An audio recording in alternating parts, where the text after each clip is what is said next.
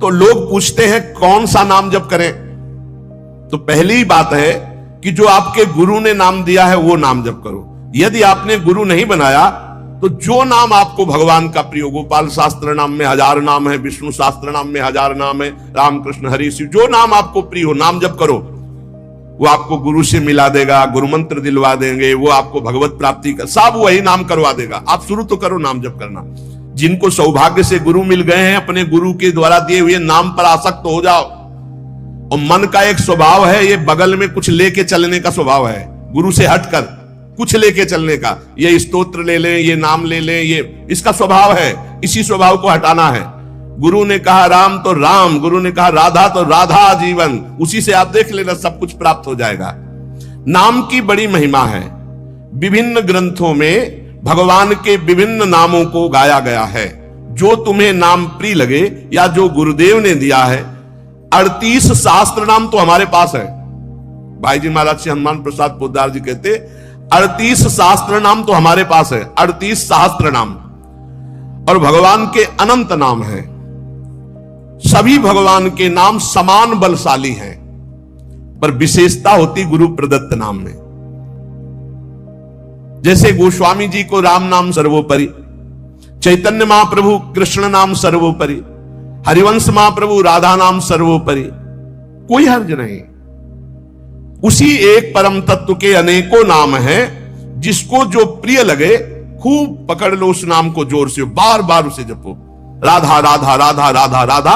अब 2 घंटा जपा, इसके बाद दे दिया पूरे विश्व को, धन्य हो जाए हमारा विश्व, हो गया। क्योंकि आपका भजन उतना जाकर समाज को सुख पहुंचाएगा। इसलिए गुरु मुख से ही नाम जपना चाहिए। अगर नहीं है तो आप देख लो, कोई न कोई संत के मुख से वो नाम तो निकला ही है। राम कृष्ण हरि, जो भाई जी महाराज कह रहे हैं 38 शास्त्र नाम तो हमारे पास रखे हुए। तो जो भगवान का नाम निरंतर रटते हैं उनमें दिव्य शक्ति जागृत हो जाती। जैसे 2 लकड़ियों के बार बार घर्षण से अग्नि उत्पन्न हो जाती, शक्ति देखो ना। 2 पत्थरों को आप रगड़िए तो उनमें चिंगारी पैदा हो जाएगी। तो दिव्य चिदानंद में नाम जब हमारी जिह्वा पे रगड़ होती है तो उसमें ऐसी महान शक्ति जागृत होती। ज्ञान भक्ति वैराग्य विपत्ति दुख का नाश सब।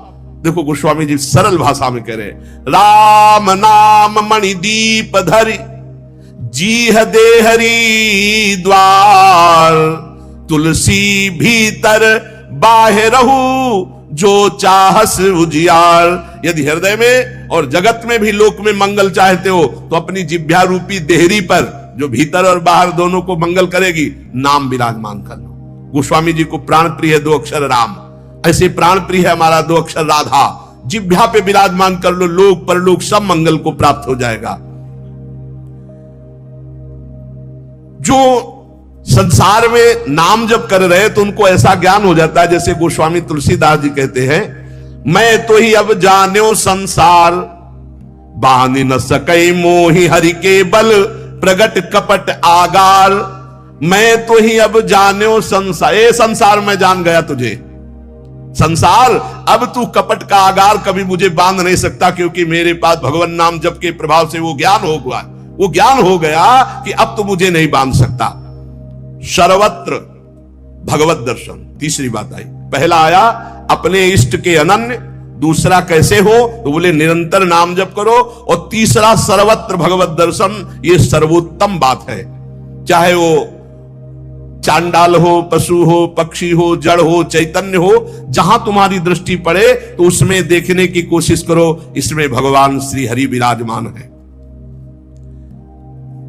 सकल जग हरि को रूप निहार, हरि को रूप निहार, हरि बिनु विश्व कतहु को नहीं, ये मिथ्या भ्रम संसार। सकल जग हरि को रूप निहार। जैसे दूर से पड़ी हुई रस्सी सांप दिखाई देती है, ना सांप पहले था ना बाद में रहेगा, बीच में भास रहा है, और बीच में है रस्सी, भास रहा है सांप। ऐसे ही ये संसार पहले नहीं था, बाद में भी नहीं रहेगा, बीच में भास रहा है, और है श्री कृष्ण, है प्रभु, और भास रहा है संसार। तो सकल जग हरि को रूप निहार, हरि बिनु विश्व कतहु को नहीं, ये मिथ्या भ्रम संसार, ये झूठा भ्रम हो गया। ये स्त्री है, पुरुष है, जड़ है, चैतन्य एकमात्र भगवान बना हुआ है। अलख निरंजन, जो हम देख नहीं सकते, अलख लख नहीं सकते, वो अलख, और निरंजन जो त्रिगुणातीत मायातीत है, वो साक्षात सामने बैठा हुआ है। अलख निरंजन सब जग व्यापक, सब जग को आधार, सकल जग हरि को रूप निहार। अब गूढ़ बात, नहीं आधार नहीं को हरिमा। भगवान कह रहे यो माम पश्यति सर्वत्र सर्वम च मयि पश्यति, जो सब में मुझको देखता है और मुझ में सबको देखता है, वो मेरे नेत्रों से कभी ओझल नहीं होगा, मैं उसके नेत्रों से कभी ओझल नहीं होगा। और एक श्लोक आता है कि मैं किसी में प्रवेश नहीं हूं, कोई मेरे में प्रवेश नहीं। वही यहां कह रहे, नहीं आधार नहीं को हरिमहा। अब क्या मतलब है इसका? बोले इसका मतलब है जैसे कहा जाए बर्फ में पानी नहीं है और पानी में बर्फ नहीं है, बात कैसी रहेगी? क्योंकि बर्फ ही पानी है, पानी ही बर्फ है, भेद ही नहीं है। तो कहा जाए बर्फ में पानी प्रवेश नहीं कर सकता और पानी में बर्फ प्रवेश नहीं कर सकती, उसकी अलग सत्ता नहीं। बर्फ ही पानी बनी हुई है, पानी ही बर्फ है, कोई अंतर नहीं। तो कह रहे हैं कि नहीं आधार। बोले कैसी बात कर रहे हो? बोले इसलिए कह रहा हूं कि वही है, दूसरा कोई है नहीं। प्रभु किसी में प्रवेश नहीं करते क्योंकि प्रभु ही है पहले से, तो किसी में प्रवेश करे? और कोई प्रभु में प्रवेश नहीं कर सकता क्योंकि कोई है ही नहीं, प्रभु ही है। या रहस्य रघुनाथ कर बेगी न जाने कोई, और जो जाने रघुपति कृपा तो सपने मोह न हो। स्वयं हरि जगत बने हुए हैं, सब कुछ ये हरि बैठे हैं। बस ये नेत्रों का हमारा दोष हट जाए, चश्मा बदल जाए, केवल हरि है। सिय राम मैं सब जग जानी, मानी नहीं, जानी, जान के, देख के। अति समीप अति दूर अनोखे, जगमा जग के पार। अति समीप, भगवान कितने समीप है?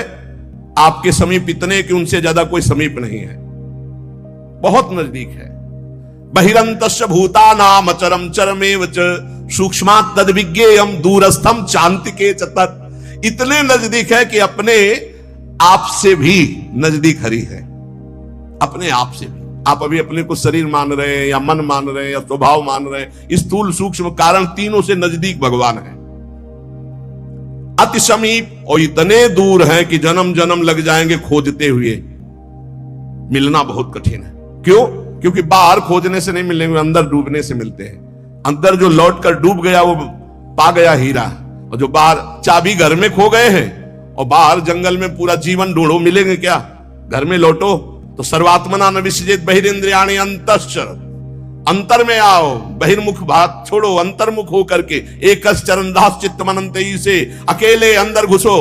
कुछ लेके नहीं जाओगे, प्रेम गलियत साकरी, जितने संबंध सब ये बोझा है, नहीं ले जाओगे अंदर। अंतर्मुख अकेले होकर असंगो हम, और फिर ढूंढो तो मिल जाएगा, वही मिल जाएगा। और जब वो मिलेगा तो ढूंढने वाला नहीं रहेगा, केवल वही वो है। ये रहस्य, जानत तुम्हें हो जाई। अति समीप अति दूर अनोखे, जगमहा जगते पार, जगमहा जगते पार।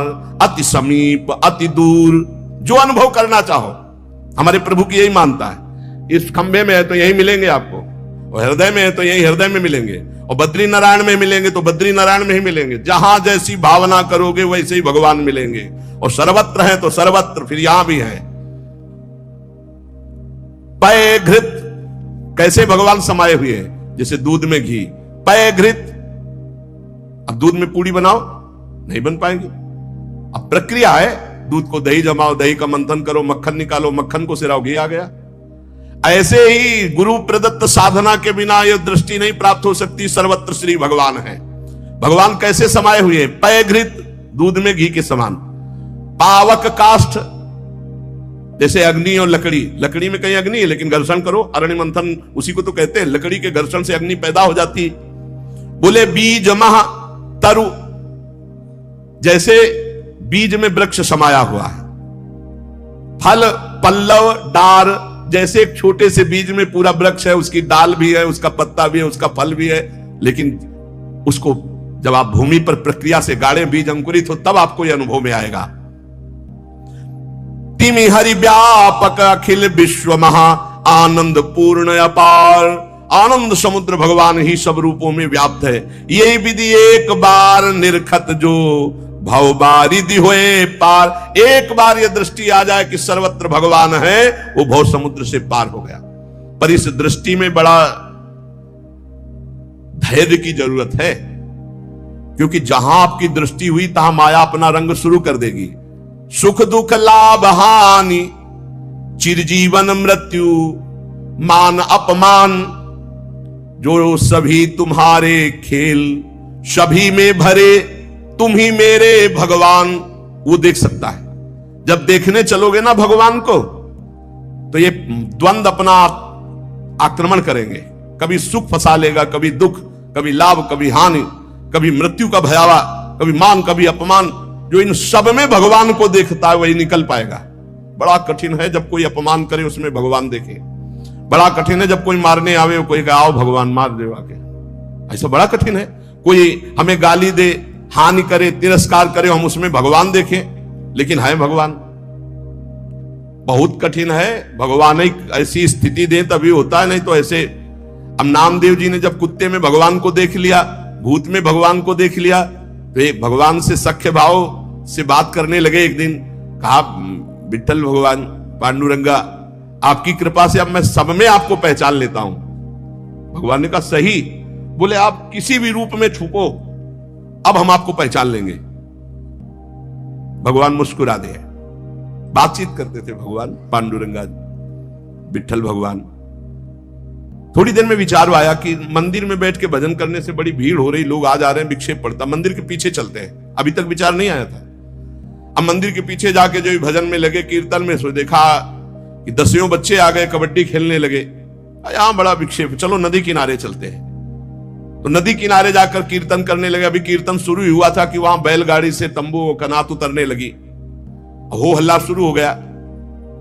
उनके नजदीक दूर से गए, बोले यहां भजन करने आए थे, यहां भी उपद्रव शुरू किया। तो उसकी पत्नी गड़ासा लेके निकली।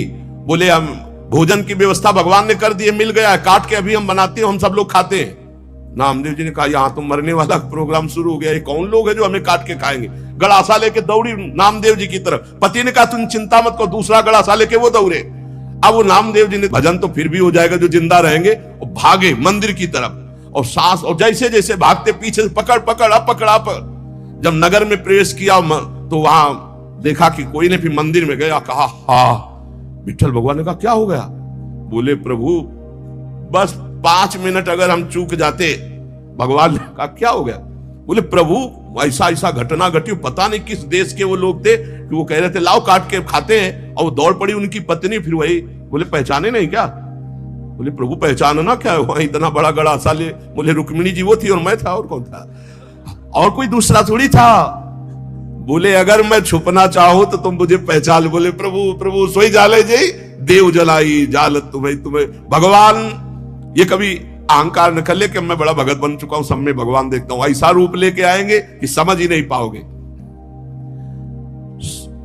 मान अपमान, सुख दुख, निंदा स्तुति, जन्म मृत्यु, इसे समान देखने वाला जीवन मुक्त होता है। देखो ये, इस पर हमें समान होना पड़ेगा। द्वंद्व विमुक्ता, सुख दुख संगई। क्या देखना होगा, सभी मेरे प्रभु के खेल हैं, सभी में प्रभु भरे हुए हैं, और प्रभु का पावन स्पर्श हमें प्राप्त हो रहा है। इससे मिलता मुझे सर्वदा सब में सुखद तुम्हारा स्पर्श।